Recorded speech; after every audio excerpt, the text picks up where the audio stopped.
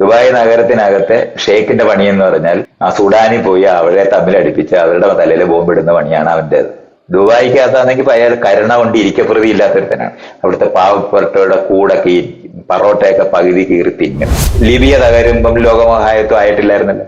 Iraq തകർന്നപ്പോ ലോകമഹായുത്വം ഉണ്ടായില്ലല്ലോ. Syria തകർന്നപ്പോ ലോകമഹായുത്വം ഉണ്ടായില്ലല്ലോ. Ukraine തകരുമ്പം ലോകമഹായുത്വം ഉണ്ടാകുന്നില്ലല്ലോ. പിന്നെ ഇനി Iran തകരുമ്പം മാത്രം ലോകമഹായുത്വം ഉണ്ടാകുമെന്ന് വിചാരിക്കേണ്ട കാര്യമുണ്ടോ? അത് കാരണം ലോകമഹായുത്വം ഉണ്ടാകുമെന്ന് വല്ലവരുടെയും ചെലവില് ലോകമഹായുത്വം കാണാമെന്ന് വിചാരിച്ചിരിക്കുന്നവന്മാര് പറയുന്ന വരി മാത്രമേ ഉള്ളൂ. വേറെ അർത്ഥമൊന്നുമില്ല. ഇറാനിലെ മുസ്ലിങ്ങളുടെ മൂച്ചുകൊണ്ട് അവിടുത്തെ പെണ്ണുങ്ങളെ രക്ഷിക്കാനായിട്ട് ചെയ്യും. അവിടുത്തെ പെണ്ണുങ്ങളെ ആദ്യത്തെ കുട്ടികളെ മുഴുവനോടെ ബോംബിട്ട് പൊട്ടിക്കുവോ? ഇന്ത്യയിലെ ജാതി പറയാൻ ആൾക്കാർക്ക് ഉളുപ്പുണ്ടായിരുന്നത് പോയില്ലേ? മതം പറയാൻ ഉളുപ്പുണ്ടായിരുന്നത് പോയില്ലേ? പോയതുപോലെ തന്നെയാണ് ഇന്ന് ട്രംപിനോ നെതന്യാഹുവിനോ നാട്ടുകാരെ ബോധ്യപ്പെടുത്തേണ്ട ഒരാവശ്യവും ഇനിയില്ല. അവർക്ക് ഇഷ്ടമുള്ളത് ചെയ്യാൻ പറ്റുന്നിടത്തേക്ക് അവർ മാറിക്കഴിഞ്ഞിട്ടുണ്ട്. ചൈനയിലേക്ക് ഓയിൽ പോകാതിരിക്കാൻ വേണ്ടിയാണ് ഇറാന്റെ മേളിൽ ബോംബ് ചെയ്യുന്നത്. വെനസ്വേലയിൽ ഉണ്ടായിരുന്ന ഓയിലും ഇറാനിലുള്ള ഓയിലും ചൈനക്കാർക്ക് കൊടുക്കാതിരിക്കാൻ വേണ്ടി, ചൈന വികസിക്കാതിരിക്കുന്നെങ്കിൽ അമേരിക്കയ്ക്ക് മേൽക്കൈയോടെ നിലനിൽക്കാൻ പറ്റുമെന്ന് അറിയുന്നതുകൊണ്ട് ചെയ്യുന്ന യുദ്ധമാണ് അവർ ചെയ്യുന്നത്. അല്ലാതെ ഇറാനിൽ എന്തെങ്കിലും നടക്കുന്ന, ഇറാനിലെ അയത്തുള്ള കൊമേനിയോ യുദ്ധത്തിൽ വിചാരിച്ചതിനേക്കാൾ മുന്നേറാൻ സാധിച്ചെന്നാണ് അമേരിക്കയും ഇസ്രയേലും നടത്തുന്ന വാദങ്ങൾ. എന്നാൽ ഈ വാക്കുകളെല്ലാം തള്ളിക്കളഞ്ഞ് ഇറാൻ രംഗത്ത് വന്നിരിക്കുന്നു. ഇനി യുദ്ധം തുടങ്ങിയത് അമേരിക്കയാണ്, പക്ഷേ അവസാനം സംബന്ധിച്ചുള്ള തീരുമാനം ഇറാന്റേതായിരിക്കുമെന്നാണ് ഇറാന്റെ റെവല്യൂഷണറി ഗാർഡ് പ്രസ്താവനയിലൂടെ അറിയിച്ചിരിക്കുന്നത്. ഇതോടുകൂടി യുദ്ധം ഭീതി കൂടിയിരിക്കുകയാണ്. ഉടനൊന്നും ഈ യുദ്ധം അവസാനിക്കാൻ പോകുന്നില്ല എന്നൊരു സൂചനയാണോ ഇത് നൽകുന്നത്? മൈത്രേയൻ എന്താ തോന്നുന്നത്? ഞാൻ ഇതിന് ഉത്തരവൊന്നും പറയാത്തൊന്നുമില്ല. ഒരു കാര്യമില്ലാത്ത ചോദ്യവും ഒരു കാര്യമില്ലാത്ത ഉത്തരവാണ്. ഈ യുദ്ധം കൊണ്ട് നമ്മൾക്ക് ഒരു ചെറിയ ബുദ്ധിമുട്ട് അല്ലെങ്കിൽ തടസ്സമെങ്കിലും അനുഭവിച്ചിട്ടുണ്ടാവുമല്ലോ മൈത്രേയൻ. അതിനെ കുറിച്ച് എന്താണ് മൈത്രേയന് പറയുന്നത്? അത് തന്നെ ഞാൻ പറഞ്ഞേ. ആ ചോദ്യം ചോദിക്കുന്നത് പോലും അങ്ങനല്ല. എനിക്ക് ബുദ്ധിമുട്ട് ഉണ്ടാകുന്നതുകൊണ്ടൊന്നും അല്ല യുദ്ധം വേണ്ടാത്തത്. യുദ്ധം ലോകത്ത് ഒരിടത്തും ഉണ്ടാകരുതെന്ന് ആലോചിക്കുന്ന യുക്തികളെ ലോകത്തുണ്ടാകാവൂ. അല്ലാതെ ഇറാനിലെ യുദ്ധം അവിടുത്തെ പ്രസിഡന്റ് പറഞ്ഞെന്നോ, അല്ലെന്നുണ്ടെങ്കിൽ ഇസ്രയേലിലെ പ്രസിഡന്റ് പറഞ്ഞെന്നോ, അല്ലെന്നുണ്ടെങ്കിൽ അമേരിക്കയിലെ പ്രസിഡന്റ് പറഞ്ഞാല് ഒന്നും നമ്മുടെ ജീവിതത്തിന് യാതൊരു മീനിങ്ങും ഇല്ല. നിങ്ങൾക്ക് നിങ്ങളെ ബാധിക്കുന്ന എന്താണ്? നിങ്ങൾക്ക് സാധനങ്ങൾ കിട്ടാതെ വരുന്നത് അതൊന്നും ആയിട്ടുമില്ല. യുദ്ധത്തിന്റെ കെടുതി അനുഭവിക്കാൻ തുടങ്ങുന്നത് ആ ഇവിടെ ഗ്യാസ് ഇന്ന് വില കൂടി എന്ന് പറയുന്ന കഥയാണ് ഇപ്പൊ ആകെ ഉള്ളത്. അല്ലാതെ നമുക്ക് എന്താണ് വ്യത്യാസം? ഞാന് ബുക്ക് ചെയ്ത ടിക്കറ്റ് ദുബായിക്ക് എടുക്കാൻ പറ്റത്തില്ലാതെ വണ്ടി പ്ലെയിൻ കയറി വന്ന കഥയാണ് എനിക്ക് ആകെ പറയാനുള്ള ബുദ്ധിമുട്ട്. അത് ബുദ്ധിമുട്ട് പോലും ഇല്ലാതായിപ്പോയി. കാരണം $600 കൊടുത്ത് മേടിച്ച ടിക്കറ്റിനേക്കാളും $375 ഞാൻ ബാംഗ്ലൂരിലെത്തിയത്. ദുബായിലെത്തുന്നതായിരുന്നു $600. അപ്പൊ യുദ്ധം കൊണ്ട് എനിക്ക് നല്ല ആനുകൂല്യമാണ് കിട്ടിയത്. കാശ് പകുതി കൊടുത്ത് ബാംഗ്ലൂർ വരെ വരാൻ പറ്റുന്നതും, അത് മാത്രമല്ല 16 മണിക്കൂർ ഒറ്റ സ്ട്രെച്ചിൽ യാത്ര ചെയ്യുന്നതിന് പകരം 2 മണിക്കൂർ ഇറങ്ങി ഇംഗ്ലണ്ടിലെ അങ്ങോട്ടും ഇങ്ങോട്ടും നടക്കുകയും കൂടെ ചെയ്തത് നല്ല സുഖകരമായ യാത്ര ചെയ്തതാണ്. അമേരിക്കക്കാരനും ഇറാൻകാരനും യുദ്ധം ചെയ്യുന്നത് വളരെ നല്ലതാണെന്നുള്ള അനുഭവത്തോടാണ് ഞാനിരിക്കുന്നത്.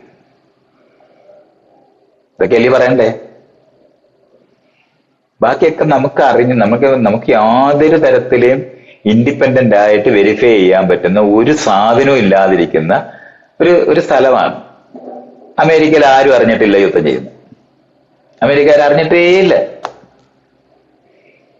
കാരണം അത് എത്രയോ ദൂരെ ഒരു നടക്കുന്ന ഒരു സംഭവം നമ്മൾ രണ്ടുപേരും കൂടെ കാണുന്നതിനേക്കാളും അകലെയാണ് അമേരിക്കക്കാർക്ക് യുദ്ധം.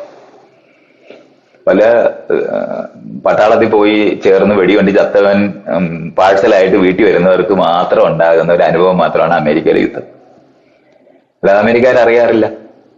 കാരണം ആ കോണ്ടിനെന്റിലേക്ക് യുദ്ധം ചെല്ലത്തില്ല. അതാണ് അവരാ ചെയ്യുന്നത്. അവരുടെ എതിരായി വരാൻ പറ്റുന്നതിന് ബലം ഉണ്ടാകാൻ സാധ്യതയുള്ളവരെ മുഴുവനും അവിടുന്ന് വണ്ടി കയറി ഇവിടെ വന്ന് കപ്പൽ കയറി വന്നു, പ്ലെയിനിൽ കയറി വന്നു, എല്ലാവരെയും ബോംബ് ചെയ്യാന്നുള്ളതാണ് അവർ ചെയ്തുകൊണ്ടിരിക്കുന്നത്. അവരുടെ നാട്ടിലുള്ള ജനത അറിയാറേ ഇല്ല യുദ്ധങ്ങളൊന്നും. അല്ലാതെ ഇറാഖ് യുദ്ധം അമേരിക്കയെ ബാധിച്ചെന്നോ, അല്ലെന്നുണ്ടെങ്കിൽ സിറിയയിലോ ലെബനിലോ നടക്കുന്ന യുദ്ധം അവരെ ബാധിക്കാറേ ഇല്ല. അവരെല്ലാരും ടെലിവിഷനകത്ത് നല്ല മൂച്ചോടെ കണ്ടോണ്ടിരിക്കും. അത് വിയറ്റ്നാം യുദ്ധം ഉണ്ടായ തൊട്ട് ചെയ്തുകൊണ്ടിരിക്കുന്ന ഒരു കാര്യമാണ്.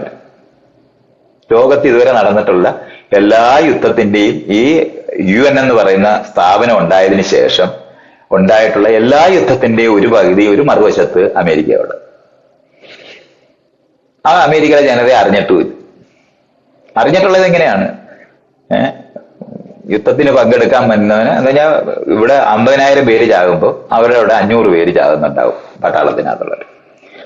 അത് ഒറ്റയ്ക്ക് ഒരു പാഴ്സലായിട്ട് വീടുകളിൽ എത്തുമ്പോൾ അവിടെ ആ കൂടിയിരിക്കുന്നവർക്ക് മാത്രമേ അല്പം ദുഃഖം അനുഭവിക്കുന്നുണ്ടാവും. വേറെ ഒന്നും അവരറിയത്തില്ല. അതിനാണ് അവർ യുദ്ധം ചെയ്യുന്നത്. ആ പ്രദേശത്തേക്ക് യുദ്ധം വരാതിരിക്കാനുള്ള ഇൻഷുറൻസ് എന്നുള്ള നിലവാരത്തിൽ എല്ലാവരുടെയും വീട്ടിൽ വന്ന് വെടിവെക്കുക എന്നുള്ളതാണ് അവർ ചെയ്തുകൊണ്ടിരിക്കുന്നത്. അല്ലാതെ നമ്മൾ യുദ്ധത്തിനെ പറ്റി നമുക്ക് നിങ്ങളുടെ ചോദ്യമാണ് എന്റെ പ്രശ്നം. യുദ്ധം ഇപ്പൊ ഞാൻ ഈ പറയുന്ന പോലെയാണ് അമേരിക്കക്കാർ അനുഭവിച്ചുകൊണ്ടിരിക്കുന്നത്. ടെലിവിഷനകത്തെ സിനിമയുടെ നിലവാരത്തിലുള്ള കാര്യം മാത്രമാണ്. അത് നിങ്ങൾക്കും എനിക്കും അങ്ങനെ തന്നെയാണ്. ടെലിവിഷനകത്ത് നല്ല ഇങ്ങനെ പറന്നു പോയി വീഴുന്നതും, അത് കഴിഞ്ഞാൽ പിന്നെ കുറച്ച് ഇടിഞ്ഞു കിടക്കുന്ന കെട്ടിടത്തിന്റെയും പടം, പിന്നെ കൊച്ചുങ്ങൾ മിഠായി മേടിക്കാനായിട്ട് നിന്ന് കരയുന്നതും ഒക്കെയുള്ള കുറെ സാധനം, പിന്നെ എന്താണ് കുട്ടികളുടെ അടയ്ക്കുന്ന കുഴികളെ കാണും. ഇതൊക്കെ എല്ലാം ചിത്രമാണ്. ഇത് സിനിമയ്ക്കകത്ത് കാണിച്ചാലും സിനിമയിലല്ലാതെ ഇത് യഥാർത്ഥത്തിലുള്ളതാണെന്ന് പോലും ഇപ്പൊ അറിയാൻ പറ്റാത്ത ന്യൂസും കൂടെ ആയിരുന്നു. ആർട്ടിഫിഷ്യൽ ഇന്റലിജൻസിന് ഈ കാണിക്കുന്നതെല്ലാം ഉണ്ടാക്കാനും കൂടെ പറ്റുന്ന കാരണം കൊണ്ട് സെറ്റ് ഇടേണ്ട ആവശ്യം പോലും ഇപ്പൊ ഇല്ല. മറ്റാണെങ്കിൽ സിനിമയ്ക്ക് സെറ്റ് ഇടണമായിരുന്നു. സെറ്റും കൂടി ഇടാതെ ഉണ്ടാക്കാൻ പറ്റുന്ന ന്യൂസും കൂടെ ആയത് കാരണം കൊണ്ട് ഒരു കാര്യവും ഇനിയും ജീവിതത്തിൽ നമുക്ക് ഉള്ളതാണെന്ന് അറിയാനൊക്കുന്ന ഒരു മെക്കാനിസം പോലും ഇല്ലാതെ. ആലോചിച്ച് നോക്ക്. നിങ്ങളിപ്പോ കണ്ടോണ്ടിരിക്കുന്നതാണല്ലോ, ഏതാണ് ഫേക്ക് ന്യൂസ്, ഏതാണ് ഫേക്ക് അല്ലാത്ത ന്യൂസ് എന്ന് തിരിച്ചറിയാൻ എന്താ മെക്കാനിസം? അതും കൂടെ കഴിഞ്ഞ് കുറെ നാൾ മുമ്പൊക്കെ ആണെങ്കിൽ നമുക്ക് ഫേക്ക് ന്യൂസ് കണ്ടാൽ തിരിച്ച് സ്വല്പം ഒരു സംശയമൊക്കെ തോന്നാൻ പറ്റും.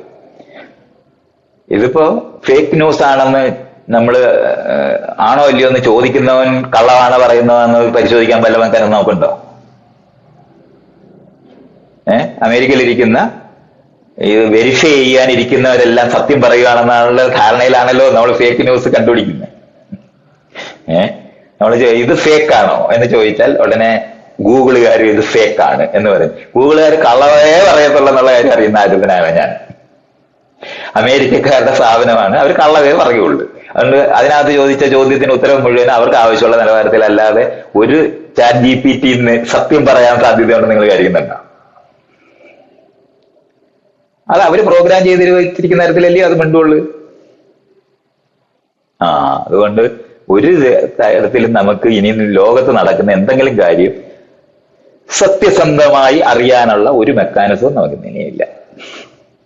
ഇതൊക്കെയാണ് യുദ്ധത്തിനെ പറ്റി എനിക്ക് പറയാനുള്ളത്. എന്ന് പറഞ്ഞാൽ യാതൊരു നിവൃത്തിയും നമുക്കില്ല.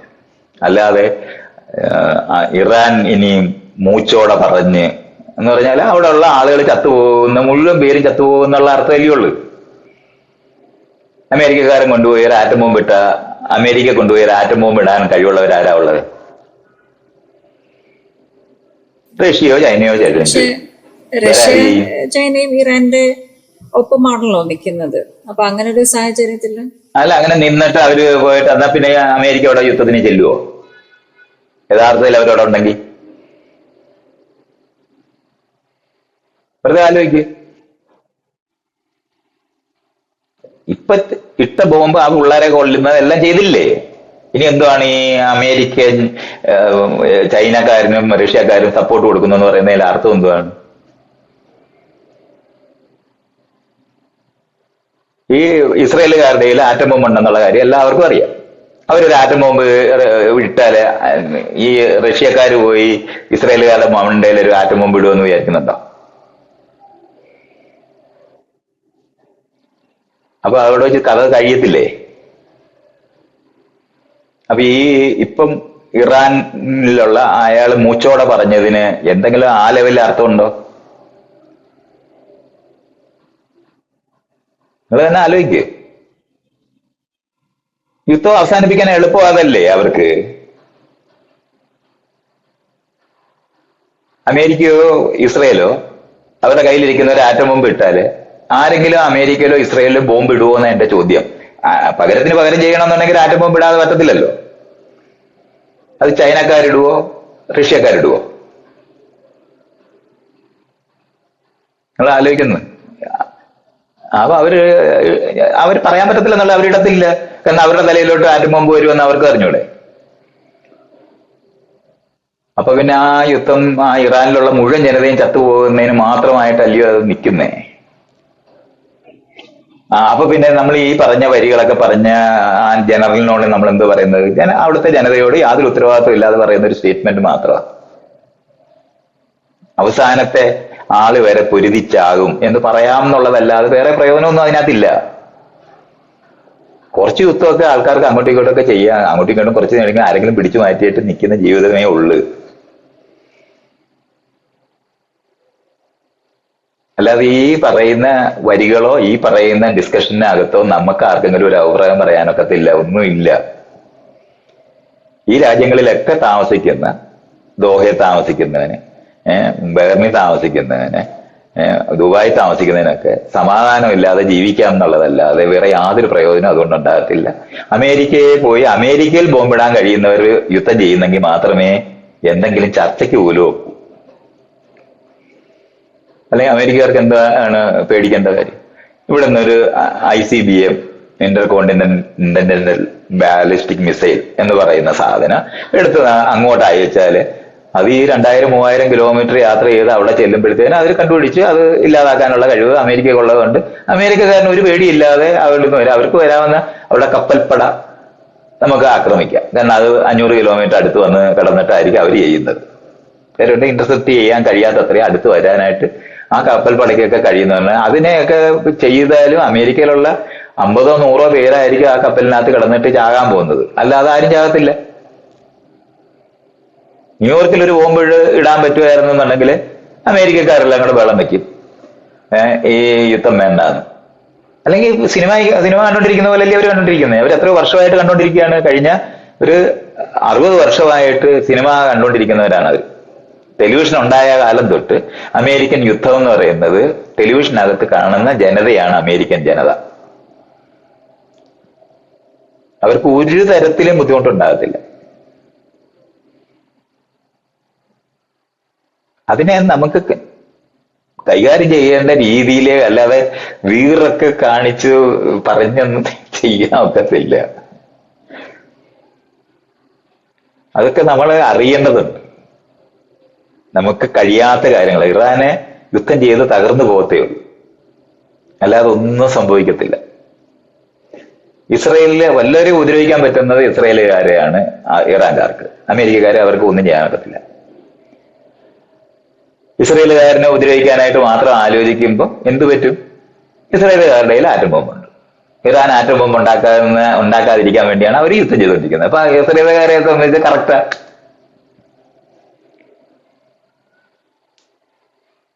അത്രേ അർത്ഥമേ ഉള്ളു. ഉറുമ്പ് നമ്മളെ കടിക്കുന്നത് പോലെ അത് കടിച്ച് ഉറുമ്പും ആ കൂട്ടിനകത്ത് മുഴുവൻ നമ്മൾ തീ വെച്ചുകൊണ്ടിരിക്കുകയാണ് ഉറുമ്പും കൂട്ട്. അപ്പൊ കുറെ ഉറുമ്പ് നമ്മുടെ കയ്യിലും കാലയിലും കടിക്കും. അത് നമ്മളിങ്ങനെ തൂത്ത് കളയുന്ന പോലെ ചത്തുപോകാൻ മാത്രമേ ഇപ്പോഴത്തെ അവസ്ഥയിൽ ഈ യുദ്ധത്തിന്റെ മീനിങ് ഉള്ളൂ. അത് ഉറുമ്പിന് തീ വെച്ചുകൊണ്ടിരിക്കുന്നവർ ശരിയാണെന്ന് പറയാനല്ല ഞാനിതൊന്നും പറയുന്നത്. നമ്മൾ ഈ എഴുതുന്ന പത്രത്തിനകത്ത് എഴുതുന്ന ന്യൂസും ഈ പറയുന്ന മൂച്ചും ഒക്കെ ഒരു മീനിങ്ങും ഇല്ലാത്തതാണെന്ന് നമ്മൾ അറിയേണ്ടതുണ്ട്.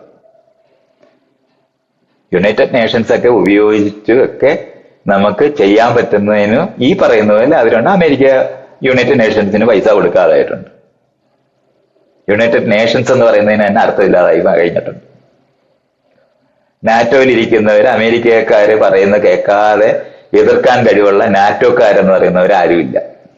അവരും ഇതുപോലെ തന്നെ അമേരിക്കയുടെ സൈഡിൽ നിൽക്കുന്നവർക്ക് സ്വതന്ത്രമായി തീരുമാനിക്കാൻ കഴിവുള്ളവരല്ല. ജർമ്മനി ആയാലും ഇംഗ്ലണ്ട് ആയാലും അവർക്ക് ആരും അമേരിക്കയായിട്ട് യുദ്ധം ചെയ്യാൻ അവർക്കും കഴിയത്തില്ല. പറയുന്നത് കേൾക്കാനേ പറ്റുള്ളൂ. ഇങ്ങനെയൊക്കെ ഇരിക്കുന്ന ലോകത്തിനകത്ത് ഈ യുദ്ധത്തിന്റെ ഒക്കെ അർത്ഥം എങ്ങനെയാണ് ഇത് നെഗോഷിയേറ്റ് ചെയ്ത് തീർക്കാൻ പറ്റുന്നു എന്നുള്ളതിനെ പറ്റി ആലോചിക്കേണ്ട കാര്യങ്ങളുണ്ട്. അല്ലാതെ കഴിയില്ല. ഇപ്പൊ ആ മധുരയെ പിടിച്ചോണ്ട് പോയില്ലേ വെനിസുലയില്? ആരെങ്കിലും ചർച്ച ചെയ്യുന്നുണ്ടോ? ഒരു പ്രസിഡന്റിനെയാണ് പിടിച്ചോണ്ട് പോയത്. അപ്പൊക്കെ നമുക്ക് കാണരുതോ, നമുക്ക് അങ്ങനത്തെ കഴിവോ ബലമോ ഇല്ലാതിരിക്കുന്ന സ്ഥലത്താണ് നമ്മളെല്ലാവരും ഇപ്പോഴും ഇരിക്കുന്നതെന്ന്. അതിന് സംഘടിതമായിട്ടൊക്കെ ബലമൊക്കെ ഉണ്ടാക്കി താരിഫ് ഒക്കെ വെച്ചിട്ടും സാധനം കൊടുക്കാതിരിക്കുന്നതും ഒക്കെ ഉള്ള ബലങ്ങളൊക്കെ പിടിക്കാൻ പറ്റുന്നതൊക്കെ വളരെ നെഗോഷിയേറ്റ് ചെയ്ത് നിർത്താൻ പറ്റുന്ന പോയിന്റ് വരെ മനുഷ്യരെത്തിയിട്ടുണ്ട്. അല്ലാതെ യുദ്ധം ചെയ്യാനായിട്ട്, അമേരിക്കയായിട്ട് ഇന്നൊരു യുദ്ധം ചെയ്യാനായിട്ട് നമുക്ക് കഴിയില്ല. 750 സൈന്യ താവളം ലോകം മുഴുവനും ഉണ്ടാക്കി.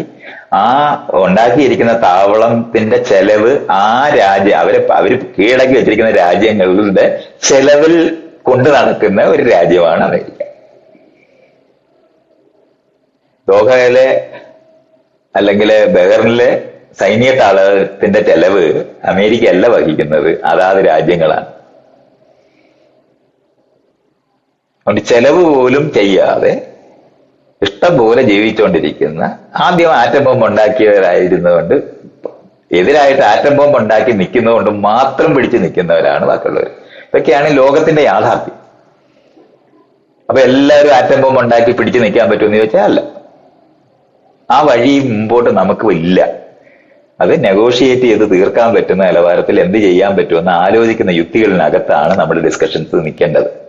അതിന് പകരം നമ്മള് ഇങ്ങനെ റെവല്യൂഷണറി ഗാർഡ് ഇങ്ങനെ പറഞ്ഞു അവസാനിക്കും എന്നാണല്ലോ നമ്മളെല്ലാരും ഓർത്തത്. അതായത് അങ്ങനെ അവസാനിപ്പിക്കാനായിട്ട് അവര് വിചാരിച്ചിട്ട് അവര് യുദ്ധം അവസാനിപ്പിക്കാൻ ആള് കാണത്തില്ലെന്നാ ഞാൻ പറയുന്നത്. അല്ല, നമ്മളൊക്കെ ആദ്യം വിചാരിച്ചിരുന്ന ഒരു 4 ദിവസം നമ്മൾക്ക് ഇറാഖിലെ മദർ ഓഫ് ബാറ്റിലാണ് ഞാൻ ചെയ്യാൻ പോകുന്നതെന്ന് പറഞ്ഞ് സദാം ഹുസൈൻ നിന്നിട്ടില്ലേ? ആ രാജ്യം ഇപ്പൊ എങ്ങനെയാണ് കിടക്കുന്നതെന്ന് നമ്മൾ കണ്ടിട്ടില്ലേ? ആ ബലങ്ങളൊന്നും ഉള്ളവരല്ല. നേപ്പാൾ ഇന്ത്യയായിട്ട് യുദ്ധം ചെയ്ത് ജയിക്കാനും മൂച്ച് പറഞ്ഞിട്ടും വല്ല കാര്യം ഉണ്ടാവും. യുദ്ധം അവസാനിപ്പിക്കുന്നത് ഇപ്പം ഇറാന്റെ തീരുമാനമാണെന്ന് ഇറാൻ പറയുമ്പോൾ നമുക്ക് ആകെപ്പാടെ ചെയ്യാൻ പറ്റുന്ന നിസ്സഹകരണവും സഹകരണവും എന്ന് പറയുന്ന സാധനമൊക്കെയാണ്. അതുകൊണ്ടാണ് നോൺ വയലൻസ് എന്നൊക്കെ പറയുന്ന സാധനം. ബ്രിട്ടീഷുകാരെ യുദ്ധം ചെയ്ത് ഓടിക്കാനായിട്ട് ഇന്ത്യക്കാർ ശ്രമിച്ചിരുന്നെന്നുണ്ടെങ്കിൽ നമ്മളെല്ലാം ചത്തുപോകത്തേ ഉള്ളൂ. അപ്പൊ അന്ന് യൂറോപ്പിൽ യുദ്ധം ആരംഭിച്ചത് കൊണ്ടാണ് ഇന്ത്യക്ക് സ്വാതന്ത്ര്യം കൊടുക്കാൻ ബാധ്യത അവർക്ക് വരുന്നത്. അവർക്ക് ഇന്ത്യ നോക്കാനും എടുക്കാനും ഉള്ള കഴിവില്ലാത്തവരായ അവർ യുദ്ധം കൊണ്ട് തകർന്നു പോയത് കൊണ്ടാണ് മാറിപ്പോയത്. ഇതൊക്കെ ഇങ്ങനെയൊക്കെ കൂടെ മനസ്സിലാക്കണം. അല്ല, നമ്മളിവിടെ നിസ്സഹകരണം ചെയ്യുമ്പോൾ എന്ത് പറ്റും? നമ്മളെ ഉപയോഗിച്ച് അവർക്ക് ഭരിക്കാൻ പറ്റത്തില്ല. അത് മാത്രമാണ് നിസ്സഹായരായ മനുഷ്യരുടെ ഒരു വഴിയാണ് നിസ്സഹകരണം കൊണ്ട് ചെയ്യാൻ പറ്റുന്നത്. അത് തന്നെ ഇനി ഒരു 10 കൊല്ലം കൂടെ മാത്രമേ അതിനും സാധ്യതയുള്ളൂ. ആർട്ടിഫിഷ്യൽ ഇന്റലിജൻസും റോബോട്ടിക്സും ഡെവലപ്പ് ചെയ്തുകൊണ്ടിരിക്കുന്ന ലോകത്താണ് നമ്മളിപ്പോൾ ഉള്ളത്. ആ ഉണ്ടാക്കുന്ന സാധനങ്ങൾ, ആ മെഷീനുകൾ ഉണ്ടായി വന്നാൽ ഒരു അമേരിക്കക്കാരൻ പോലും ചാകാതെ യുദ്ധം ചെയ്യാൻ പറ്റും. ഇത്രയും നമ്മൾ മനസ്സിലാക്കണം. മാത്രമല്ല, ജോലി ചെയ്യുന്നവരെ ആവശ്യമില്ലാത്ത ലോകമായിട്ട് മാറിക്കൊണ്ടിരിക്കുകയാണ്. കാർൽ മാർക്സ് സംഘടിക്കുക, നഷ്ടപ്പെടുവാൻ വിലങ്ങുകൾ മാത്രമേ ഉള്ളെന്ന് തൊഴിലാളികളോട് പറഞ്ഞു. തൊഴിലാളികളെ, ഒരു തരത്തിലുമുള്ള തൊഴിലാളികളെ, ഞാൻ ഡോക്ടർമാര് സഹിതമുള്ള തൊഴിലാളികളെ ആവശ്യമില്ലാത്ത ലോകമാണ് രൂപപ്പെട്ടുകൊണ്ടിരിക്കുന്നത്. 10 20 വർഷത്തിനകത്ത് ലേബറിന് ബാർഗെയിൻ ചെയ്യാനുള്ള കഴിവ് നഷ്ടപ്പെട്ടു പോയിക്കൊണ്ടിരിക്കുന്ന ലോകത്താണ് നമ്മളുള്ളത്. എന്നുവെച്ചാൽ നമ്മളെ ആവശ്യമില്ലാത്ത പണക്കാരുടെ ലോകമാണ് രൂപപ്പെട്ടുകൊണ്ടിരിക്കുന്നത്. റിസർച്ച് മുഴുവൻ നടക്കുന്ന അവിടെയാണ്. മനുഷ്യരെ ഒഴിവാക്കാൻ എങ്ങനെ പറ്റും? സ്ട്രൈക്ക് ചെയ്യുന്ന, സമരം ചെയ്യുന്ന തൊഴിലാളികളെ എങ്ങനെ ഒഴിവാക്കാൻ പറ്റുമെന്നുള്ളത് കണ്ടുപിടിച്ചുകൊണ്ടിരിക്കുന്നതാണ്. രസമാണ്. തൊഴിലാളി വർഗത്തിന്റെ ഭരണം നടക്കുന്ന ചൈനയിലാണ് ഒരു മനുഷ്യൻ പോലും ജോലി ചെയ്യാത്ത ആദ്യത്തെ ഡാർക്ക് ഫാക്ടറി ഉണ്ടായിരിക്കുന്നത്. ഡാർക്ക് ഫാക്ടറി എന്ന് പറഞ്ഞാൽ വെളിച്ചം ആവശ്യമില്ല, മെഷീന് കണ്ണ് കാണേണ്ട ആവശ്യമില്ലാത്തതുകൊണ്ട് ലൈറ്റ് ഇടാതെ 24 മണിക്കൂറും പണിയെടുക്കുന്ന ഫാക്ടറി ഉണ്ടാക്കി കഴിഞ്ഞ്, അത് ചൈനയിലാണ് ഉണ്ടായിരിക്കുന്നത് എന്നുള്ളതാണ്. ആ ചൈനയിൽ അത് ഉണ്ടാകുമ്പോൾ ഈ തൊഴിലാളികൾ അവിടുത്തെ ചൈനയിൽ അത് ഉണ്ടാകുമ്പോൾ ഉള്ള വ്യത്യാസം എന്താണ്? അവിടെ ഉണ്ടാകുന്ന സമ്പത്ത് എല്ലാ മനുഷ്യർക്കും ഗുണപ്രദമായി അത് ഉപയോഗിക്കുന്ന സ്ഥലത്താണ് അതിന്റെ വിജയം നിൽക്കുന്നത്. അങ്ങനല്ല അമേരിക്കയില് ഇതേ സാധനം ഉണ്ടാകും. അവിടെ ആളുകൾ പട്ടിണി കിടന്ന് ചാകുമ്പോഴും അവരത് നോക്കിക്കൊണ്ടിരിക്കാനായിട്ട് സിനിമ കാണുന്നത് പോലെ. അതുകൊണ്ട് അവിടെ മയക്കുമരുന്ന് ഉപയോഗിക്കുന്നുണ്ടാണ് റോഡിൽ കിടക്കുന്നതെന്നാണ് അതിന്റെ സിദ്ധാന്തം. അല്ലാതെ ഈ വീടുകളിലെ വാടക കൊടുക്കാൻ കഴിയാത്തവരാണ് റോഡിലെത്തിയതെന്നും അവരവരുടെ ജീവിതത്തിനെ പറ്റി നേരിടെ അവര് വീട്ടിനകത്തു നിന്ന് പുറത്തായി പോയ മനുഷ്യര് ജീവിതത്തിനകത്തേക്ക് നോക്കാൻ കഴിയാത്തതുകൊണ്ട് മയക്കുമരുന്ന് കഴിച്ച് കിടക്കുന്നവരായിട്ട് അവര് മാറുന്നത്. അല്ല, മയക്കുമരുന്ന് കഴിക്കുന്നവരല്ല റോഡിൽ വരുന്നത്. വാടക കൊടുക്കാൻ പറ്റാത്തവര്, സ്വന്തം ജീവിതത്തിനെ അപമാനമായിട്ട് കാണാൻ കഴിയാത്തവരാണ് കൊണ്ട് മയക്കുമരുന്ന് കഴിക്കുന്നവരായി മാറുന്നതായിട്ടാണ് ഞാൻ കണ്ടത്. എല്ലാ വർഷവും വലിയ വാടക ചാർജ് വന്നിട്ട് ഈ ആൾക്കാർക്ക് വീട് ഓൺ ചെയ്യാൻ പറ്റാത്ത, എന്നാൽ സമൂഹത്തിന്റെ താഴെ തട്ടിൽ കട്ടിച്ച് വീട് ചോദിച്ച് ജീവിച്ചിരുന്ന ആൾക്കാർ മുഴുവൻ റോഡിലെത്തിയിട്ടുണ്ട്. സ്വന്തം ജനതയോട് ഇങ്ങനെ പെരുമാറുന്ന അമേരിക്കക്കാര് മര്യാദയ്ക്ക് മറ്റുള്ളവരോട് പെരുമാറുമെന്നൊന്നും വിചാരിക്കേണ്ട കാര്യമില്ല. ലോകത്തുള്ള മറ്റ് ജനതകളെല്ലാരും കൂടെ ചേർന്ന് ഒരു അക്രമി രാഷ്ട്രത്തിനെ നേരിടാനുള്ള വഴി എങ്ങനെയാണെന്ന് കണ്ടുപിടിക്കുന്നത് വഴി മാത്രമേ അത് മാറി. അത് തന്നെ ഒത്തിരി സമയം നമുക്ക് ഇല്ലെന്നാണ് ഞാൻ ഇപ്പം മനസ്സിലാക്കുന്നത്. ലോകത്തുള്ള എല്ലാ സ്ഥലങ്ങളില്ലാത്തും ഒരു യുദ്ധം ആവശ്യമാണെന്ന് വന്നാൽ ഒരു അമേരിക്കക്കാരനും വരാതെ യുദ്ധം ചെയ്യാൻ പറ്റുന്നിടത്തേക്കാണ് കാര്യങ്ങൾ നീങ്ങുന്നത്. അല്ലാതെ നിങ്ങൾ ഈ കാണുന്ന റെവല്യൂഷണറി ഗാർഡ് എണ്ണിട്ട് നിന്ന് ഞങ്ങൾ ഇനിയും തീരുമാനിക്കും നിർത്തുന്നത് എന്നൊക്കെ പറഞ്ഞാൽ ആറ്റം ബോംബും കൂടെ വീണ് ചാകാം എന്നുള്ളതല്ലാതെ ആറ്റം ബോംബ് ഇട്ടതിന്റെ കൈത്തരിപ്പ് ഇതുവരെ തീർന്നിട്ടില്ലാത്ത ഒരു രാജ്യവും കൂടെയാണ് അമേരിക്ക. ആദ്യമായിട്ട് ഇടുന്നവർക്ക് ഒന്ന് അറയ്ക്കും. അമേരിക്കക്കാരൻ ഒരിക്കലും അറപ്പ് വരത്തില്ല. അവർക്ക് ഇട്ട് ശീലമുണ്ട്. പിന്നെ ഈ കഴിഞ്ഞ ലോകത്ത് എവിടൊക്കെ യുദ്ധം നടന്നിട്ടുണ്ട് അവിടെ മറുവശത്തുണ്ടായിരിക്കുന്ന ഒരു യുദ്ധ രാജ്യമാണത്. യുദ്ധം കൊണ്ട് ജീവിക്കുന്ന രാജ്യമാണ്.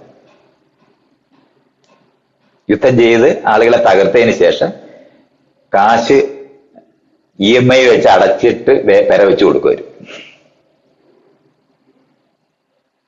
അതാണ് അവർ ചെയ്തുകൊണ്ടിരിക്കുന്നത്. അങ്ങനെ മിലിറ്ററി ഇൻഡസ്ട്രിയൽ കോംപ്ലക്സ് എന്ന് പറയുന്ന ഒരു ഭരണ സംവിധാനത്തിനകത്താണ് അമേരിക്ക ഉള്ളത്.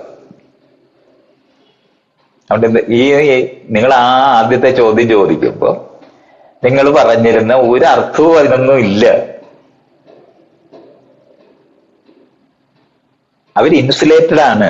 അവരൊരു വേറെ 2000 മൈലിനപ്പുറത്ത്, രണ്ടു വശത്തുനിന്ന്, ഒരു വശത്തൂടെ 3000 മൈലിനും ഒരു വശത്തൂടെ 2000 മൈലിന് അകലെ കിടക്കുന്ന ഒരു കോണ്ടിനെന്റിൽ ഇരുന്നുകൊണ്ട് ലോകത്ത് യുദ്ധക്കപ്പലുകൾ ഉപയോഗിച്ച് അതിനകത്ത് ആ യുദ്ധക്കപ്പലിനകത്തുള്ള പ്ലെയിനുകൾ ഉപയോഗിച്ചിട്ട് എല്ലാവരുടെ മണ്ടേ ബോംബ് ചെയ്ത് ഒരു തരത്തിലും ആർക്കെങ്കിലും അവിടെ എത്തിച്ചേരാതിരിക്കാനുള്ള എല്ലാ പണിയും ചെയ്തിരിക്കുന്ന ഒരു രാജ്യമാണത്.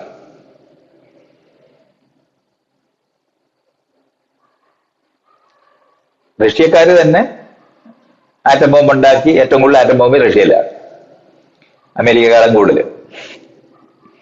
എന്നാലും അത് ഇവിടുന്ന് അയക്കണമെന്നുണ്ടെങ്കിൽ ഈ സബ്മറൈൻ എന്ന് പറയുന്ന അന്തർവാഹിനി ഉപയോഗിച്ച് ബോംബിടാൻ കഴിയുന്നുണ്ടെങ്കിൽ മാത്രമേ പ്രയോജനമുള്ളൂ, യുദ്ധം തിരിച്ചടിക്കാനൊക്കെ ഉള്ളൂ. അന്തർവാഹിനി കടലിനടിയിൽ കൂടെ വന്നാലും അതൊക്കെ കണ്ടെത്താനുള്ള സാങ്കേതിക വിദ്യ സാറ്റലൈറ്റിനെല്ലാം ഉണ്ടായി കഴിഞ്ഞിട്ടുണ്ട്. അതുകൊണ്ട് പണ്ടത്തെ പോലെ ഒളിച്ച് കടലിനടിയിൽ കൂടെ വരാനൊന്നും ഒക്കത്തില്ല. ആ കഴിവില്ലാത്തവർ, സാറ്റലൈറ്റ് ഇല്ലാത്തവർക്ക് മാത്രമേ അതിനെ ഉള്ളവരെ, സാറ്റലൈറ്റിന്റെ ഉപയോഗം ഇല്ലാത്തവർക്ക് മാത്രമേ അതിനെ കീഴടങ്ങി പോകാനേ പറ്റത്തുള്ളൂ. അല്ലാത്തവർക്ക് മാത്രമേ അത് കാണാനെങ്കിലും പറ്റുള്ളൂ. അപ്പൊ കുറെ നാൾ മുമ്പ് ഈ അന്തർവാഹിനി ഉള്ളവർക്ക് അമേരിക്കയ്ക്ക് അടുത്ത് വരെ പോകാൻ പറ്റുമായിരുന്നു. ഇന്ന് അത് ലോകത്തുള്ള ഏത് അന്തർവാഹിനിയും കണ്ടെത്താനായിട്ട് സാറ്റലൈറ്റിന് കഴിയും. രണ്ടു കൂട്ടർക്കും കഴിയും. റഷ്യക്കും കഴിയും, അമേരിക്കയ്ക്ക് കഴിയും, ചൈനയ്ക്കും കഴിയും. കുറച്ച് ഇംഗ്ലീഷുകാർക്കും ഒക്കെ കഴിയും, ഫ്രഞ്ചുകാർക്ക് കഴിയും. ഇങ്ങനെയൊക്കെ ഉള്ള ഒരു 5-6 രാജ്യമേ ഉള്ളു. ഇന്ത്യക്കും കഴിയും. വരുന്നത് കാണാം എന്ന് വിചാരിച്ച കാരണം കൊണ്ട് യുദ്ധം ചെയ്ത് ശീലമൊന്നും നമുക്കാർക്കും ഇല്ല. അത് റഷ്യക്കാരനും അമേരിക്കക്കാർക്കൊക്കെ ഉള്ളു. ഞാൻ കൈ അറയ്ക്കാതെ ബോംബിടാൻ പറ്റുന്നത്. ബാക്കി ഒരു യുദ്ധം ചെയ്ത് ചത്തുപോകാനേ പറ്റുള്ളൂ. ഇപ്പൊ തന്നെ നമ്മൾ ഈ പറയുന്ന ഇറാൻ എന്ന് പറയുന്ന രാജ്യത്തെ യുദ്ധം അമേരിക്ക ചെയ്യുന്നത് ഇറാനെതിരായിട്ടല്ല. അതൊക്കെ നമ്മളാണ് അറിയേണ്ടത്. അതിനെപ്പറ്റിയൊക്കെയാണ് നിങ്ങൾ, അല്ലാതെ ഞാൻ നിങ്ങളെ ആദ്യത്തെ ചോദ്യത്തിന് യാതൊരു മീനിങ്ങും ഇല്ലെന്ന് എനിക്കറിയാം. അല്ല, ഞാനത് ഇപ്പോഴത്തെ അവസ്ഥ വെച്ചിട്ട് ഞാൻ ചോദിച്ചു തുടങ്ങിയതാണ്. അത് തന്നെയാണ് അങ്ങനെ ആ ചോദ്യം ഫ്രെയിം ചെയ്യുമ്പം നിങ്ങൾ ലോകത്ത് ഈ എന്താണ് ഒളിമ്പിക്സിന് അല്ലെങ്കിൽ ഇപ്പൊ നമ്മുടെ കഴിഞ്ഞ വേൾഡ് കപ്പിന്റെ നേട്ടത്തിനെ പറ്റിയുള്ള ചർച്ചയ്ക്കകത്താണ് നിങ്ങളുടെ സ്റ്റേറ്റ്മെന്റ് നിൽക്കുന്നത്. രണ്ട് പൊരുതുന്ന ആൾക്കാർ തമ്മിലുള്ള ഗുസ്തിക്കകത്ത് ആര് ജയിക്കും എന്നാണ് നിങ്ങൾ എൻ്റെ അടുത്ത് ചോദിക്കുമ്പോൾ ചോദ്യത്തിനകത്ത് നിലനിൽക്കുന്ന സ്ഥലം അതാ.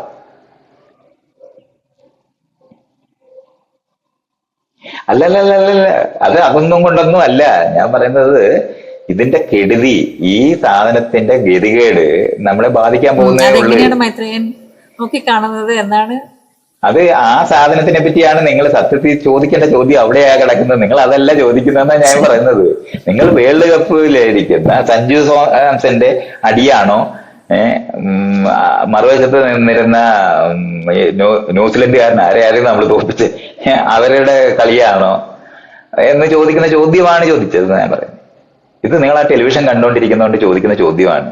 ഈ സോഷ്യൽ മീഡിയക്കകത്ത് വെറുതെ അങ്ങോട്ടും ഇങ്ങോട്ടും ഒരു പ്രയോജനമില്ലാത്ത മനുഷ്യർ പരസ്പരം അങ്ങോട്ടും ഇങ്ങോട്ടും വാഗ്വാദം വിളിക്കുന്ന അതിനകത്തുള്ള ആരുടെ തെറിയാണ് ഏറ്റവും മെച്ചപ്പെട്ടതെന്നുള്ള ചോദ്യമാണ്. അതുകൊണ്ടാണ് ഞാൻ അതിനെ അങ്ങനെ പറയാറ്. നമ്മൾ വളരെ കുടുങ്ങിയ സ്ഥലമാണ്. യുണൈറ്റഡ് നേഷൻസ് ഇല്ലാതായി കഴിഞ്ഞിട്ടുണ്ടെന്ന് അറിയേണ്ടതുണ്ട്. ഇതൊക്കെയാണ് നമ്മുടെ യഥാർത്ഥ പ്രശ്നങ്ങൾ. നമ്മൾ യുണൈറ്റഡ് നേഷൻസ് ഉണ്ടാകുന്നതിന് മുമ്പത്തെ കാലത്തേക്ക് വഴുതി വീണ്ടും വീണു എന്നുള്ളതാണ് നമ്മുടെ പ്രശ്നം. ഇനി ഒരു നെഗോഷിയേഷനുള്ള സ്ഥലമില്ല. ഇന്ത്യയിലെ ജാതി പറയാൻ ആൾക്കാർക്ക് ഉളുപ്പുണ്ടായിരുന്നത് പോയില്ലേ? മതം പറയാൻ ഉളുപ്പുണ്ടായിരുന്നത് പോയില്ലേ? പോയതുപോലെ തന്നെയാണ് ഇന്ന് ട്രംപിനോ നെതന്യാഹുവിനോ നാട്ടുകാരെ ബോധ്യപ്പെടുത്തേണ്ട ഒരാവശ്യവും ഇനിയില്ല. അവർക്ക് ഇഷ്ടമുള്ളത് ചെയ്യാൻ പറ്റുന്നിടത്തേക്ക് അവർ മാറിക്കഴിഞ്ഞിട്ടുണ്ട്. അതുകൊണ്ട് നമ്മൾ ഇംഗ്ലീഷിൽ ബ്ലേറ്റന്റ് എന്ന് പറയുന്ന ഒരു നിലയിലേക്ക് ഒരു നെഗോഷിയേഷനും ഇനി സാധ്യമല്ലാത്ത സ്ഥലത്തേക്കാണ് ഈ കാര്യങ്ങൾ നീങ്ങിക്കൊണ്ടിരിക്കുന്നത്. അത് നമ്മളെ എല്ലാവരെയും ബാധിക്കാൻ പോവുകയാണ്, അല്ലാതെ ഏതെങ്കിലും രാജ്യത്തിനകത്ത് മാത്രമായിട്ടല്ല. ആറ്റം ബോംബ് പരസ്പരം ഇടത്തില്ല. അതിനെയാണ് മാഡ് എന്ന് പറയുന്നത്, മ്യൂച്വലി അഷ്വേർഡ് ഡിസ്ട്രക്ഷൻ എന്ന് പറയുന്ന സൈനിക രീതിയുണ്ട്.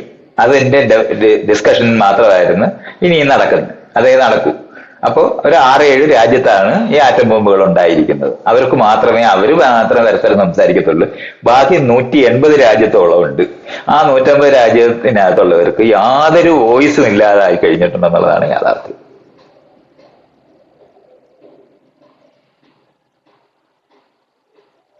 അല്ലാതെ ഇത് ലോകവ്യാപകമായി 3-ാം ലോക മഹായുദ്ധം ഉണ്ടാകുമെന്ന് ചോദിച്ചാൽ 90% ഉണ്ടാകാനുള്ള സാധ്യത ഇപ്പോഴും ഇല്ല.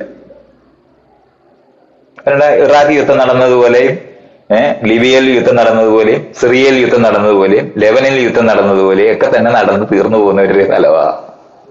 ആ രാജ്യങ്ങൾ ഛിന്ന ഭിന്നമായി പോകും. ഇറാൻ കുറച്ചു നാളും കൂടെ പിടിച്ചു നിന്ന് അതുപോലെ ആയി പോകും. അത്രയേ ഉള്ളൂ ഇപ്പൊ.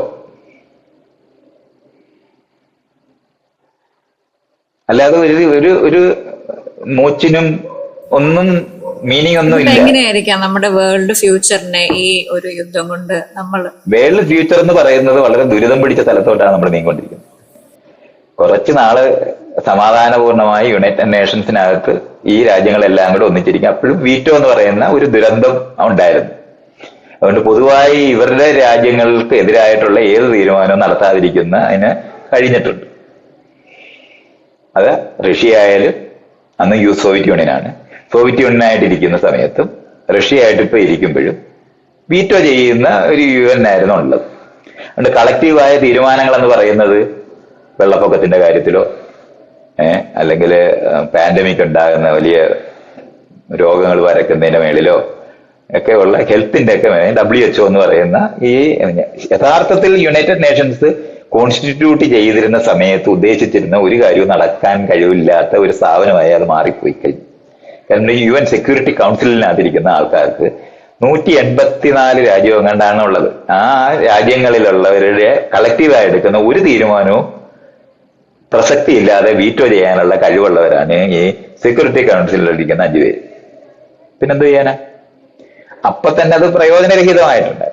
എന്നാലും യുദ്ധം ചെയ്തിരുന്ന ഒരു സമാധാനം പറഞ്ഞാൽ യുദ്ധം ഒഴിവാക്കണമെന്ന് ആഗ്രഹിക്കുന്ന നിലവാരത്തിൽ യുദ്ധം കൊണ്ട് ക്ഷീണിച്ചിരുന്ന അമേരിക്കയും യുദ്ധം കൊണ്ട് ക്ഷീണിച്ചിരുന്ന യൂറോപ്പുകാരും കൂടെ ഒരു പരുവത്തിൽ യുദ്ധം അനുഭവിച്ചവർക്ക് ഉടനെ വേണ്ട എന്നുള്ളൊരു ഇതുകൊണ്ട് മാത്രം നിന്നിരുന്ന സമാധാനമേ ഉണ്ടായിട്ടുള്ളൂ എന്നും അതിനകത്ത് ഈ പറയുന്ന നിലവാരത്തിലെ ഒരു മനുഷ്യത്വപരമായ ഒരു സമൂഹ രൂപീകരണം ചെയ്തെടുക്കാൻ നമുക്ക് കഴിയാതെയും കൂടെ പോയി.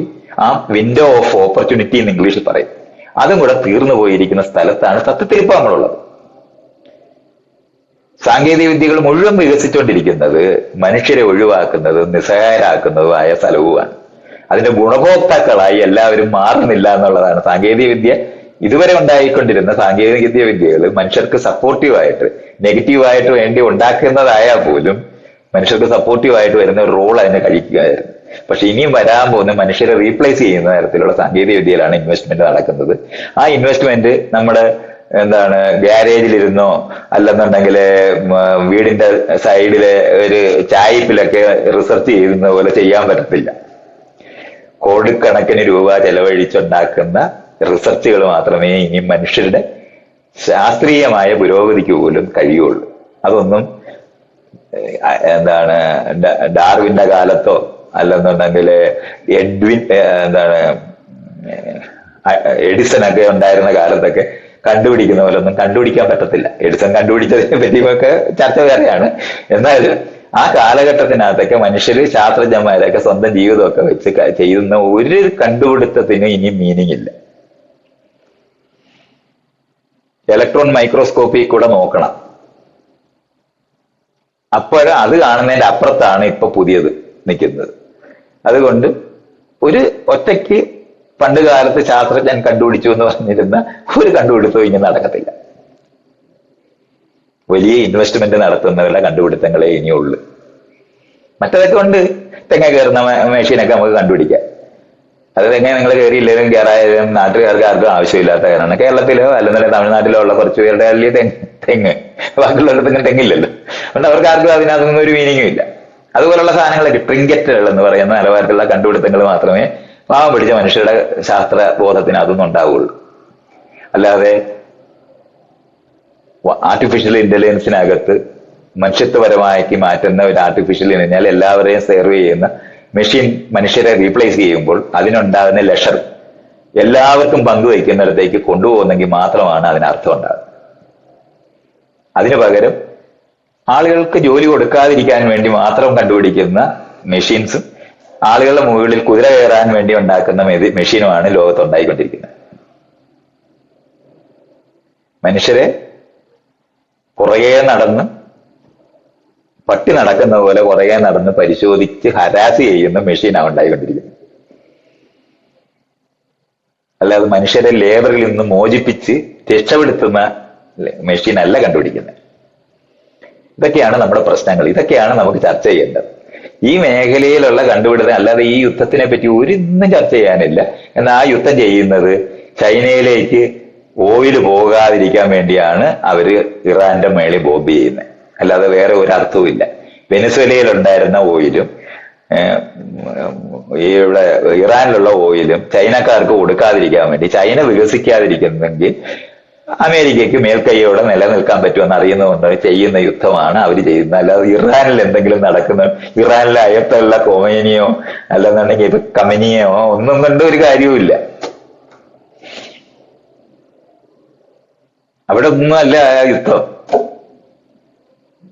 അമേരിക്കയ്ക്ക് ശത്രുക്കളായിട്ട് എതിരായിട്ട് നിൽക്കാൻ കഴിവുണ്ടായിരിക്കുന്ന റഷ്യക്കാരും ചൈനക്കാരെയും നേരിടാൻ അവർക്ക് എനർജി കൊടുക്കാതിരിക്കാൻ വേണ്ടിയുള്ള ടെക്നിക്ക് എന്നുള്ള നിലവാരത്തിലാണ് ഈ യുദ്ധം ചെയ്യുന്നത്.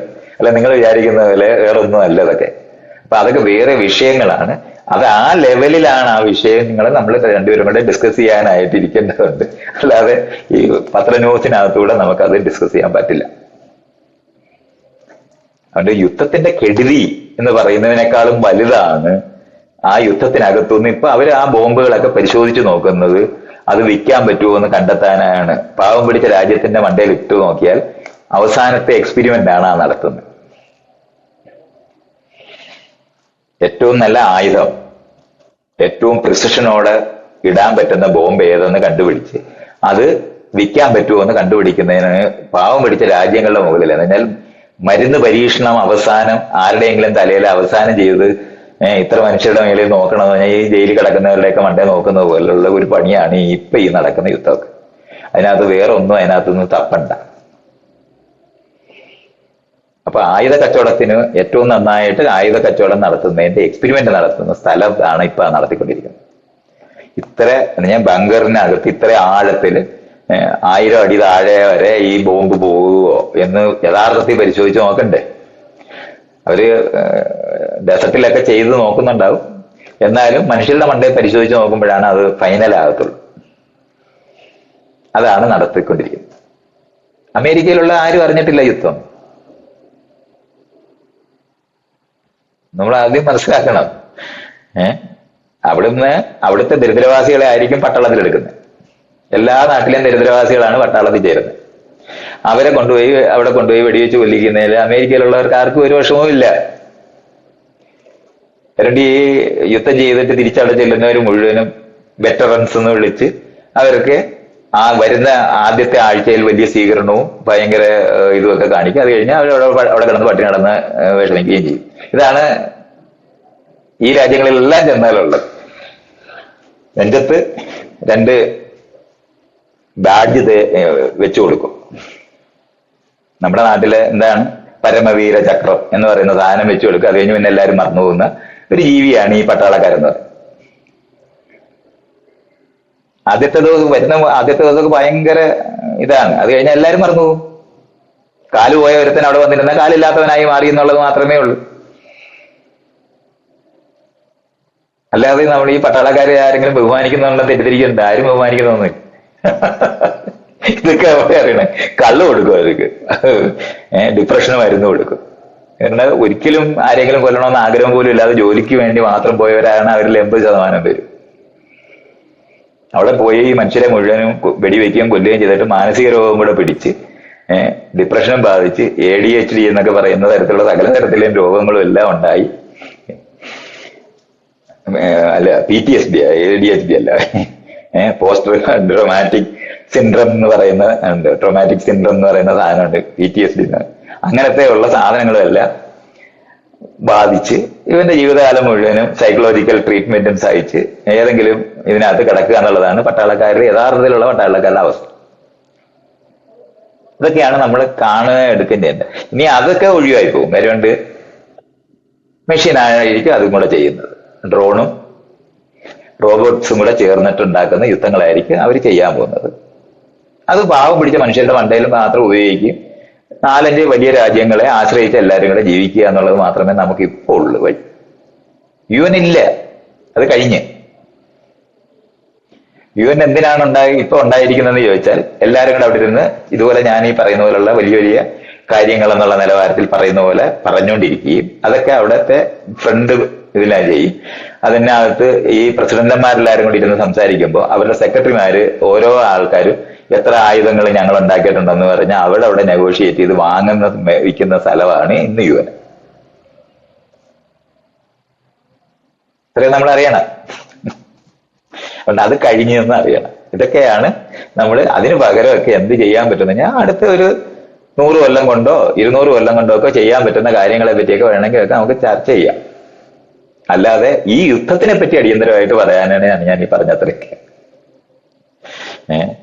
പാവം ഇറാഖ് പോലെ ആരും നാഥനില്ല കളരിയാക്കി.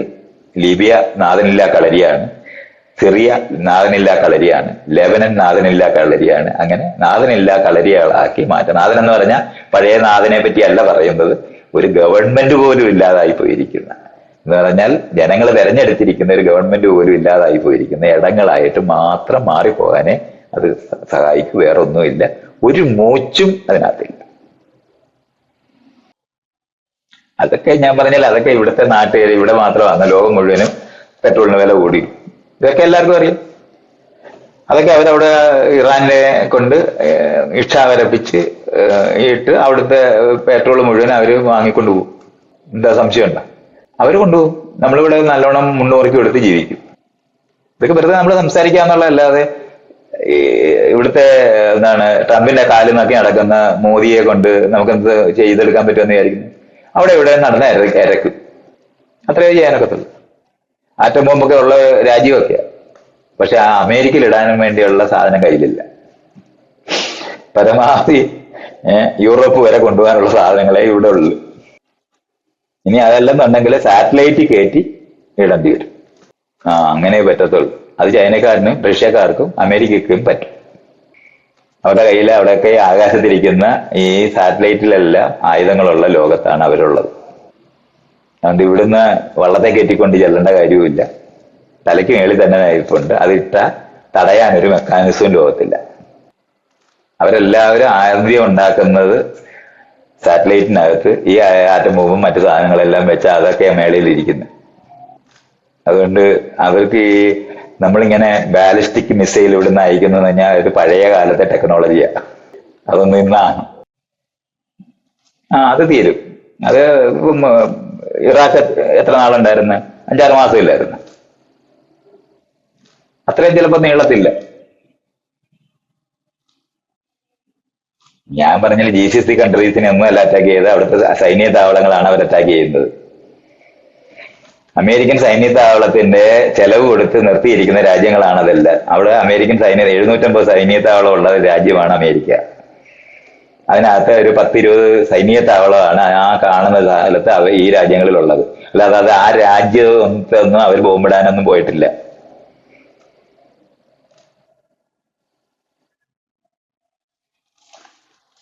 ലോകത്തുള്ളവരെല്ലാവരും അല്ല മിഡിൽ ഈസ്റ്റിൽ ജോലിക്ക് പോയവരുടെ മാത്രം പ്രശ്നമാണ്.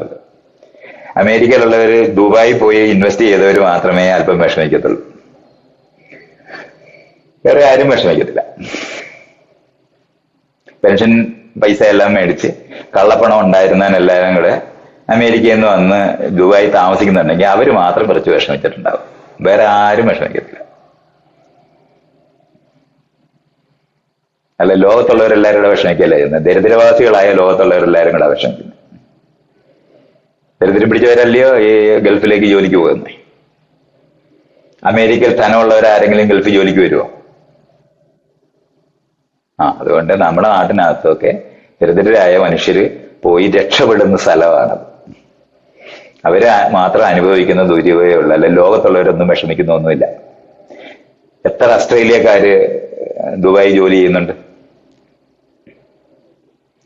എത്ര യൂറോപ്യൻസ് ഇവിടെ വന്ന് ജോലി ചെയ്യുന്നുണ്ട്? വളരെ കുറച്ച് പേരേ ഉള്ളു. അവർ ആദ്യം യുദ്ധം വരുന്ന ആദ്യത്തെ ദിവസം പ്ലെയിനിൽ കയറി അവിടെ നിന്ന് അവർ പൊക്കളയുകയും ചെയ്യും. അവിടെ നിന്നാൽ മാത്രമേ ജീവിച്ചു പോകാനൊക്കത്തുള്ളെന്ന് അറിയുന്ന പാവം പിടിച്ചവർ മാത്രമായിരിക്കും അവിടെ ഉണ്ടാകുന്നത്.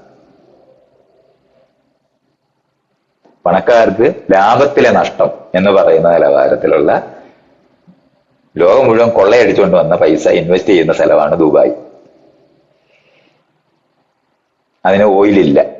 പിന്നെ അവിടെ ഇത്രയും വലിയ തിളക്കമുള്ള കെട്ടിടം എങ്ങനെ നിൽക്കുന്നേ?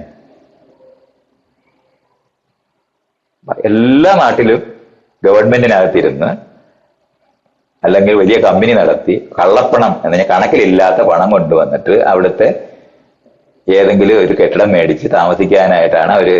അങ്ങനെയാണ് ഗോൾഡൻ വിസ എന്ന് പറഞ്ഞ സാധനം വെച്ചിരിക്കുന്നത്. കള്ളം എന്ന് പറഞ്ഞാൽ മറ്റു രാജ്യങ്ങളെ കൊള്ളയടിച്ചവരുടെ കൂട്ടായ്മയാണ് ദുബായ്. അല്ലാതെ അവിടെ നിന്നും മനുഷ്യരിയ്ക്കുന്നൊന്നുമില്ല. മനുഷ്യരെന്ന് വിചാരിക്കുന്നതൊക്കെ നമ്മുടെ നാട്ടിൽ നിന്ന് പോയി നഴ്സുമാരായിട്ടോ അവിടുത്തെ വണ്ടി ഓടിക്കുന്നോ അവിടെ ചായക്കട നടത്തുന്നോ, അതിപ്പം കോഴിക്കോട്ടെ പാരകൻ കൊണ്ടുപോയാലും ദരിദ്രവാസികളുടെ കടകളാ. ലോകത്ത് 1-ാം നമ്പർ കടയാണെന്നൊക്കെ നമ്മൾ പറയുമ്പോൾ പണക്കാരുടെ കടയൊന്നുമല്ല, പാവപ്പെട്ടവരുടെ കടയാണ് അതൊക്കെ. അങ്ങനത്തെ ഉള്ള പണക്കാർ മാത്രമാണ് അവിടെ നമ്മളെ പോലുള്ള ആളുകൾ വിഷമിക്കും. അതുകൊണ്ട് ഇതൊക്കെ എങ്ങനെ മനസ്സിലാക്കണം. അല്ല ലോകത്തുള്ളവരെല്ലാവരും വിഷമിച്ചുകൊണ്ടിരിക്കുന്നില്ല. ലോകത്ത് അവനവന്റെ രാജ്യത്ത് ധനമില്ലാതിരിക്കുന്നവര് പോയി അല്പധനം ഉണ്ടാക്കുന്ന ഒരു ഇടമായിരുന്നത് കൂടെ പോയി കിട്ടി എന്നുള്ളത് മാത്രമാണ് ആകെ ഉള്ളത്. അല്ല അമേരിക്കക്കാര് ഒരു ബോംബ് അവിടെ ദുബായി വീണാല് അവിടെ അമേരിക്കയിൽ ആരും ശ്രദ്ധിക്കത്തൊന്നുമില്ല. കള്ളപ്പണം പോയി എന്ന് മാത്രം ചിലർ പറയുന്നുണ്ട്. അങ്ങോട്ട് ഒരു ഇൻവെസ്റ്റ്മെന്റ് നടത്തി അത് പോയി എന്ന് പറയും. അത്രയും കള്ളപ്പണം ഉള്ളവർ മാത്രമാണ് അവിടെ കൊണ്ടുവന്ന് ഇട്ടിട്ടുള്ളത്. അല്ല ബുർജ് ഖലീഫയ്ക്കകത്തൊക്കെ കള്ളപ്പണം ഉള്ളവന് മാത്രമേ അത് മേടിക്കാനൊക്കത്തുള്ളൂ. അത് നമ്മുടെ നാട്ടിലെ സിനിമാ താരങ്ങളെ പോയി അവിടെ മേടിച്ചാലും കള്ളപ്പണം കൊണ്ടാ മേടിക്കുന്നതെന്ന് അറിയണം. അതിനുവേണ്ടി ഉണ്ടായിട്ടുള്ള രാജ്യങ്ങളാണ് അതൊക്കെ. അത് ഹോങ്കോങ് അങ്ങനെയായിരുന്നു, അത് കഴിഞ്ഞിട്ട് സിംഗപ്പൂർ അങ്ങനെയായിരുന്നു. ഇപ്പൊ അതിന്റെ ഏറ്റവും ലേറ്റസ്റ്റ് പണ്ട് സ്വിറ്റ്സർലൻഡ് അങ്ങനെയായിരുന്നു.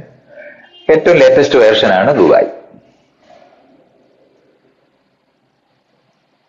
ഭരണാധികാരികളിൽ കള്ളപ്പണം ഏത് തരത്തില് കമ്പനി നടത്തി കള്ളപ്പണം ഉണ്ടാക്കിയവന്, കണക്കെഴുതി കള്ളപ്പണം ഉണ്ടാക്കിയവനും ഈ രാജ്യങ്ങളിനകത്തൊക്കെ കൈക്കൂലി കൊണ്ട് മേടിച്ചിട്ടുള്ളവരും അയാളുടെ കൂട്ടായ്മയാണ് ഈ ദുബായ് നഗരം എന്ന് പറയുന്നത്.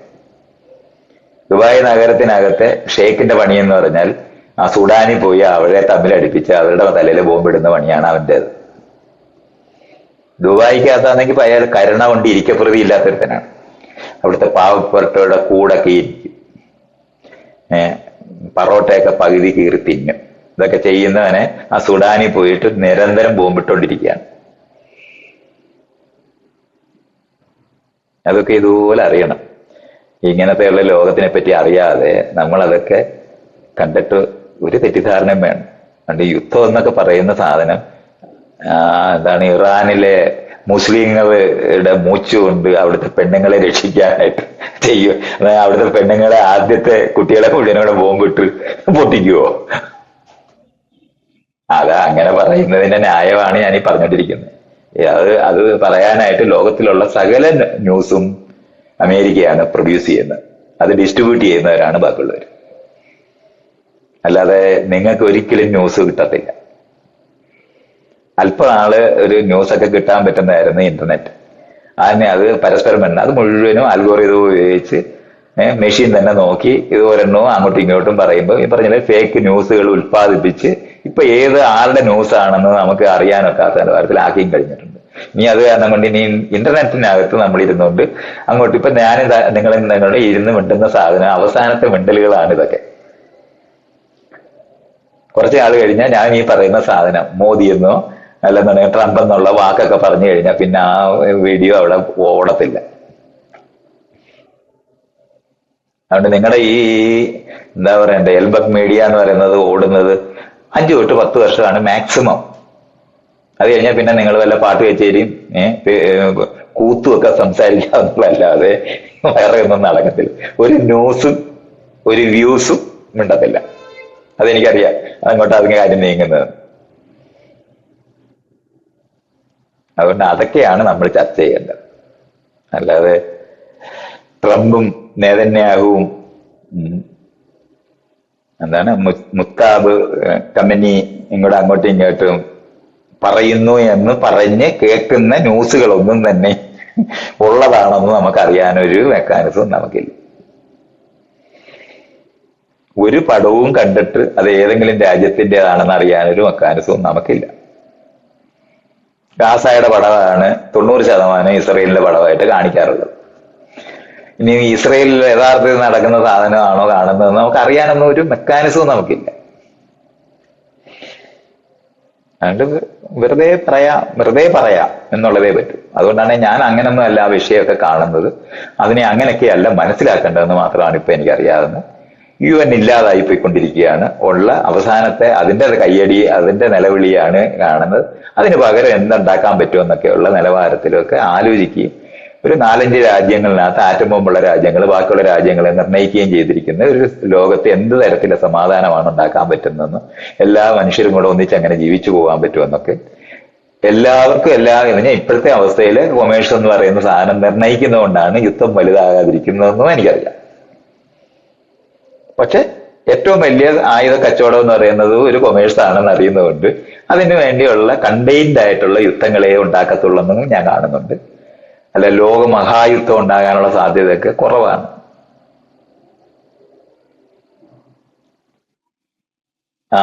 ലിബിയ തകരുമ്പം ലോകമഹായുദ്ധം ആയിട്ടില്ലായിരുന്നല്ലോ. ഇറാഖ് തകർന്നപ്പോൾ ലോകമഹായുദ്ധം ഉണ്ടായില്ലല്ലോ. ലെബനൻ തകർന്നപ്പോൾ ലോകമഹായുദ്ധം ഉണ്ടായില്ലല്ലോ. സിറിയ തകർന്നപ്പോ ലോകമഹായുദ്ധം ഉണ്ടായില്ലല്ലോ. ഉക്രൈൻ തകരുമ്പം ലോകമഹായുദ്ധം ഉണ്ടാകുന്നില്ലല്ലോ. പിന്നെ ഇനി ഇറാൻ തകരുമ്പം മാത്രം ലോകമഹായുദ്ധം ഉണ്ടാകുമെന്ന് വിചാരിക്കേണ്ട കാര്യമുണ്ടോ? അത് ഏറ്റവും അവസാനത്തെ യുദ്ധമാകുന്നുണ്ട്. അത് കാരണം ലോകമഹായുദ്ധം ഉണ്ടാകുമെന്ന് യുദ്ധക്കൊതിയന്മാർ അങ്ങോട്ടും ഇങ്ങോട്ടും വല്ലവരുടെയും ചെലവില് ലോകമഹായുദ്ധം കാണാമെന്ന് വിചാരിച്ചിരിക്കുന്നവന്മാർ പറയുന്ന വരി മാത്രമേ ഉള്ളൂ.